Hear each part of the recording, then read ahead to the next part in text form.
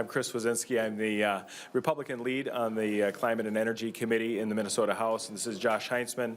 He's on the Environment lead on the Environment, Republican lead as well. While it's nice to see Democrats finally realizing that Minnesota is in desperate need of permitting reform, one of the big things that we see really lacking is the abandonment of the rest of Minnesota. Whether you're a business, a small community, or industry, or mining across the state, we've seen dramatic increases in the length of time that it takes for a permit to be achieved and given by the state of Minnesota. And that has cost jobs, that has cost opportunities across Minnesota.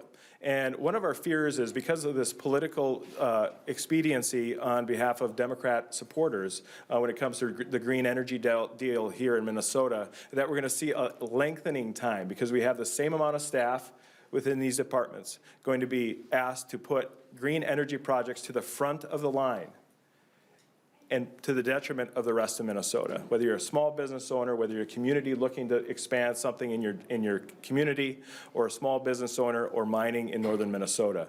All these issues are exceptionally important. And we should not just pick and choose what we like and what we don't like. We need to be focused on creating an environment of truity when it comes to permitting and a surety on the timelines that we're expected, rather than just focus on our friends and focus on state mandates that we're putting down here in St. Paul. And this is really a story of a St. Paul knows best.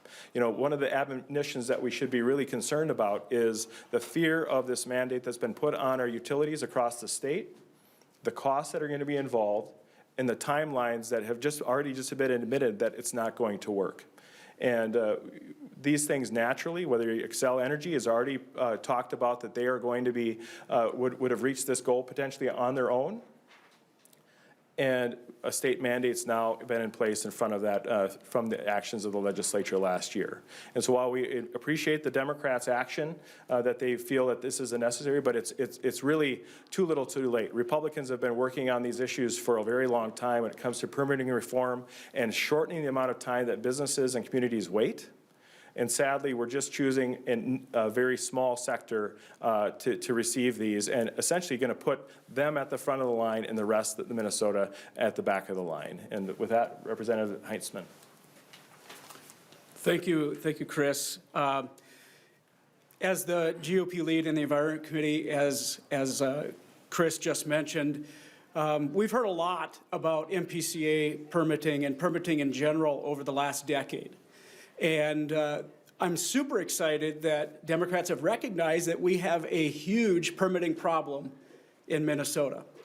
And although the question was asked earlier, I think it wasn't asked, or excuse me, it wasn't given an answer that I think was as accurate as it could have been.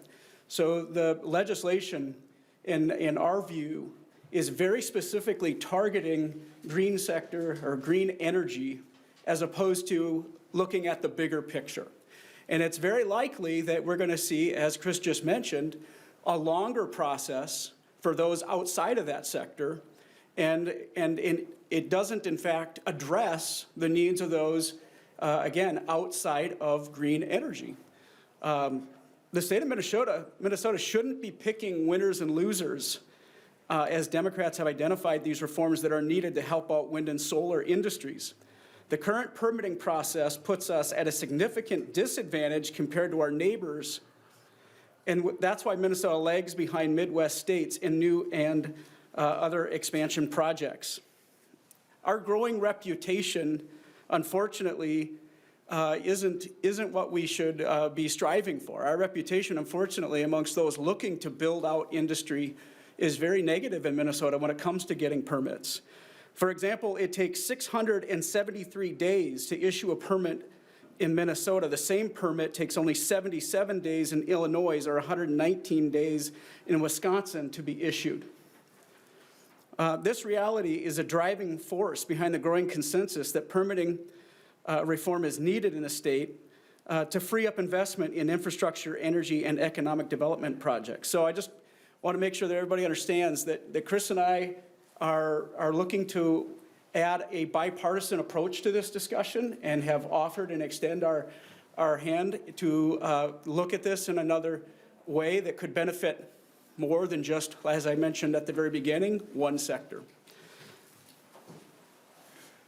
You know, one of the concerns that I personally do have is having attended some of these meetings when it comes to where these lines are going to be placed. So the transmission lines, that's a big part of this piece.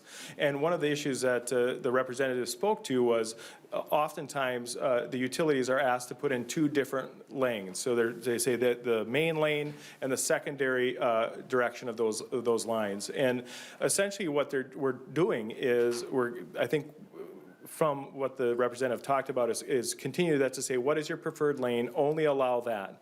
And if you've talked to any landowner across rural Minnesota, one of the big issues that they do have, if you've attended, and I would recommend everyone in this room attend those meetings, is they are not comfortable with utilities using their right-of-way rights to feed this Green New Deal here in Minnesota when it comes to placing these transmission lines on their farms. Farmers do not have the right to say no. That's what this mandate's really about, and transmission lines are really about. It's saying farmers that do not want these things placed in their land or in their communities really can't say no. If this was poised, if these reforms were poised with the rights of landowners to say no, we don't want to participate, we don't feel that this benefits us, let us say no. I think then we could have a little closer conversation. You know, when the CapEx 2020 line came in through Minnesota, there was a buy the farm. So essentially what was ruled through the courts is that if a utility is coming through and a landowner refuses to have it, they can still force it to, but the utility has to purchase that farm instead. You know, as you can imagine, as being a family farmer in rural Minnesota, they're going to see the brunt of most of this. While there will be some development, there'll be some wind turbines, there'll be some solar farms placed in rural Minnesota, but all part of this as well is that there is very little local control when it comes to elected officials. If you're a county commissioner, if you're a township officer, how are we empowering those locally elected officials to say, you know what, we're not comfortable with you putting 4,000 acres of solar farm in our area. We're not comfortable with you running these transmission lines through these parts of our state, through the rural residencies. And I think that's something that we also need to keep track of. This isn't just about, you know, this isn't about getting power to rural cooperatives. This is about getting power to the metro. And while we all can play a part in that, while these lines are being run through rural Minnesota should also have a real voice and not be trampled and not be stifled through any new regulation or mandate.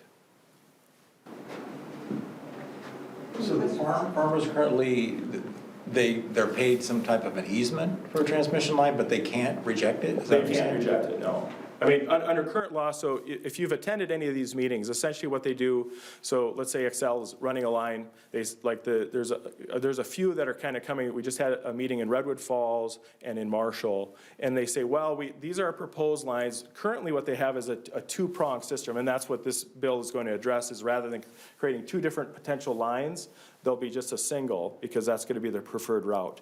And under that, they say if you maybe potentially sue, or we have the ability to move the line within a mile to a mile and a half of the proposed site.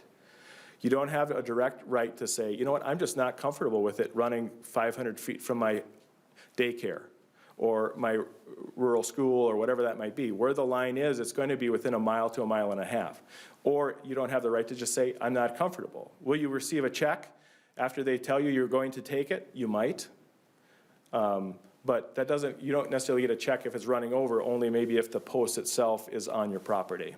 And so those are real concerns, and we should, because we're at the beginning cusp of this, right? They're estimating that we're going to have over 100,000 acres of solar.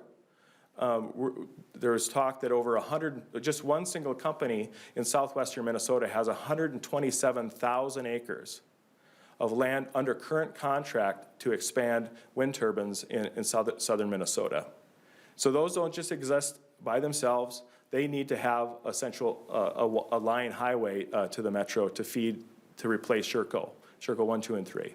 And you know, that's what this is about. This is about eliminating coal and coal usage in the state of Minnesota. And the reason why some of the issues, you talk about, do we actually need this? Well, you may need it, and the intermittency of that, and batteries may replace it, but at the end of the day, we do need baseload power. And that's why the conversation is happening in the Senate, which we agree. There's senators that are working hard on this and representatives to try to get Minnesota back away from a straight banning of nuclear in the state of Minnesota, at least allow us to do some studies whether or not it would work, because the technology, quite frankly, is changing. Whether it's these mobile units that they're studying out in Utah, where essentially they can fit on a semi, they can kind of fill in. That is going to be part of the future. That's what's going on in other parts of the world right now. And it's likely technology that will be utilized here in the Midwest. What changes would need to be made to the bill to get your support or make it bipartisan? Well, I think one of the biggest steps, and Josh really spoke to that, is, one of the foundational issues that we have is how much time will it add to other parts of the permitting process for other parts of the economy? And because let's say you have 100 people working on a permit, and now all of a sudden this legislation moves forward, well, it doesn't matter how high the pile of your permit applications are. Once a green energy one comes through, or this, guess who's on top? It just adds to the pile. And so, they're going to say there's no real cost to this, but the cost is going to be that businesses that have already been waiting for their permit, companies that have, industries and cities that are looking to increase it. Those are the same staff people that are running some of those routing to environmental to other reviews. That's going to get put down on the list. And I think if we can address some of those, that it's statewide and industry-wide, because I think that's the real goal, is that how do we address these issues? It was touched on to say, hey, we want to use this as a template. Well, there's been folks that have been waiting for 10 or 15 years for a template, whether it's a aqua agriculture project in southwestern Minnesota that's been lost because permitting process was literally, they didn't even know that there could be a date that would be an end date. To say that in other areas of the state, it may be 3 years, 5 years, 6 years, 8 years, 10 years, 15 years. We need to have certainty in the permitting process to say yes or no, early and often, and not allow the people that are actually putting the applications in to have to guess on what they need to fix, but actually have a department that is a willing partner and a friend when it comes to the permitting process, not opposition to a project actually moving forward.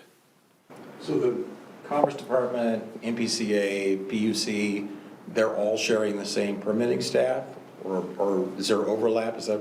Well, I think in general, that's one of the issues that we want to find out, is that if it's going to add, as we talked about, like as you put, special projects to the front of the line, are those same folks then going to have to pick up those permits and say, all right, well, I have to do this because I'm mandated by state law to help out with the state mandate, and then the rest of everyone else is left to the back burner. I mean, that's a real serious issue. And whether you're hiring 3,000 new employees to run a new state program, I mean, we're already having hiring issues because of the major expansion of state government here in the Minnesota. New mandates on business across the board that are going to cost individuals when it comes to competition and families and competition, and increased cost to do business in Minnesota.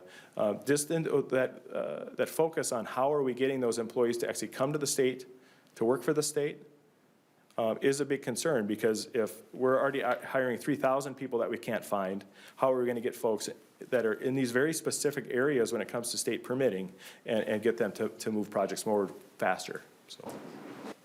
I'll just break down some numbers for those of you that may be interested.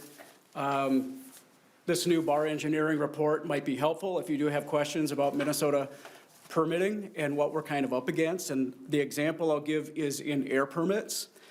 And we're comparing in this report Minnesota against similar states and similar needs, okay? So if you're looking specifically at Minnesota and Colorado,